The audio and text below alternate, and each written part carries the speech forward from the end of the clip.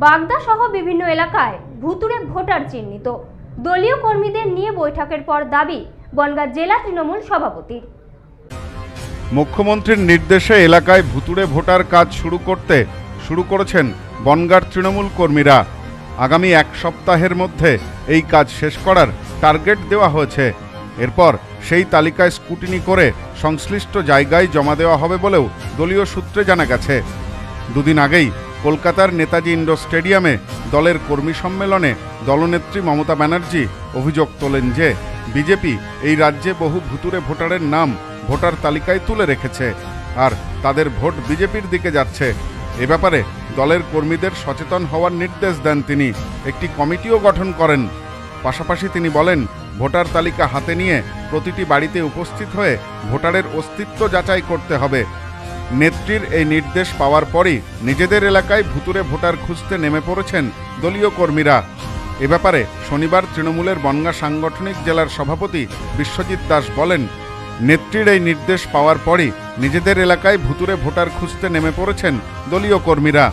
এ ব্যাপারে শনিবার দলীয় কর্মীদের নিয়ে বৈঠকে বসেন জেলার সভাপতি। তৃণমূলের বনগাঁ সাংগঠনিক জেলার সভাপতি বিশ্বজিৎ দাস বলেন, বাগদার পাশাপাশি বনগাঁ শহর এবং গ্রামাঞ্চলেও প্রচুর ভুতুড়ে ভোটার রয়েছে, যাদের অনেকেই এলাকায় থাকে না। এক সপ্তাহের মধ্যে এদের চিহ্নিত করে বিডিওর কাছে দেওয়া হবে। আগামী এক সপ্তাহের মধ্যে যত ওয়ার্ড এবং বুথ স্তরে বুথে ঘুরে ঘুরে মানুষের বাড়ি বাড়ি পৌঁছে যে জায়গায় যেখানে বসবাস করে না কিন্তু ভোটার লিস্টের নাম তুলে রেখেছেন, এরকম আমাদের একাধিক ইতিমধ্যে প্রমাণ এসছে। তাদের চিহ্নিতকরণ এবং ভোটার লিস্ট থেকে সেই নামগুলো বাদ দেওয়ার কাজ আমরা শুরু করছি। না, ইতিমধ্যেই বাগদাতে একটা ব্যাপক পরিমাণে ভোটার লিস্টে কারচুপি, যারা এখানে বাগদায় বসবাস করে না কিন্তু বাগদায় ভোটার লিস্টের নাম তোলা রয়েছে। ঠিক তেমনিভাবে বনগাঁ উত্তরের শহর এবং গ্রামে আমরা প্রায় একটা অঞ্চলে 3000 পেয়েছি, এবং আকাইপুর গঙ্গানন্দপুর থেকে শুরু করে পাল্লা সর্বত্রই যে ভোটার লিস্টের নাম তুলে রয়েছেন, যে ভোটার লিস্টে তারা এখানে বসবাস করে না, তাদের কোনো পরিচিতি নেই, অথচ ভোটার লিস্টে নাম। এটা আমরা বিডিওর সাথে ইতিমধ্যে এসে কথা বলেছি এবং তারা বলেছেন যে আপনারা 7 নম্বর ফর্ম ফিল আপ করুন, আমরা যথাযোগ্য ব্যবস্থা নেব। কয়েক হাজার হবে, যে তার কোনো এখনও আমরা হিসাব বুঝতে পারছি না যে কত মানুষ এইভাবে ভোটার লিস্টের ভুয়ো ভোটার তৈরি করে বসে আছেন। যারা অন্য রাজ্যে থাকেন তারা এই রাজ্যের এখানকার ভোটার লিস্টের নাম তুলে আছে। 26 সালের বিধানসভাকে নিরিখ করে নিয়ে ওরা আরও ভোটার লিস্টে নাম বেশি করে তুলে 2022 থেকে এই প্রক্রিয়াটা বেশি করে ওরা শুরু করেছেন। নিশ্চিত বাংলার মুখ্যমন্ত্রী যেভাবে ধরেছেন সঠিক জায়গায় তিনি ধরতে পেরেছেন, এবং এটা যদি আমরা করতে পারি 26 সালে দেখবেন যে লোকসভায় আমরা বিধানসভাগুলো পরাজিত হয়েছিলাম সেই জায়গায় আমরা ব্যাপকভাবে লিড পাব। জেলা সভাপতির এই বক্তব্য নিয়ে তৃণমূলকে পাল্টা কটাক্ষ করেছেন বিজেপির বনগাঁ সাংগঠনিক জেলার সভাপতি দেবদাস মণ্ডল। তিনি বলেন, তৃণমূল নাকি ভুতুড়ে ভোটার ধরবে। যেসব বাংলাদেশের লোকেরা বেআইনিভাবে এসেছে তাদের ভোটার কার্ড তৈরি করে দিয়েছে তৃণমূলের নেতারা। আগামীকাল আমরা প্রমাণসহ জাল ভোটারের তালিকা প্রকাশ্যে আনব।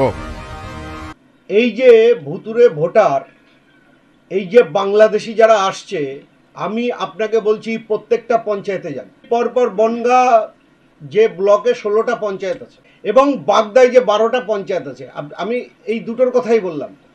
এইগুলো গিয়ে দেখুন কতগুলো ভুতুড়ে ভোটার আছে, এটা আগে দেখে নিন।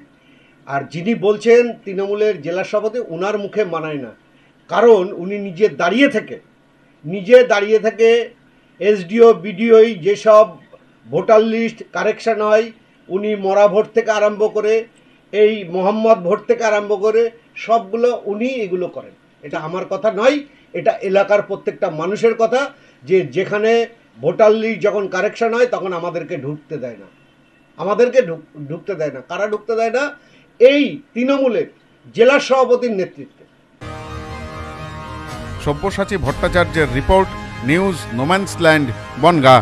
সম্প্রীতি guest house hotel and restaurant, সমস্ত আধুনিক সুবিধাযুক্ত AC double bedroom, standard double bedroom, twin bedroom, deluxe double bedroom. আমাদের হোটেলেই রয়েছে বাঙালির খাবার সহ মাল্টি কুইজিন রেস্টুরেন্ট। শহরের মধ্যে অথচ সম্পূর্ণ নিরাপদ পরিবেশে থাকা খাওয়ার একমাত্র ঠিকানা Sampriti guest house hotel and restaurant, Chakdah road, টবাজার, বনগাঁ। ফোন 03215257603।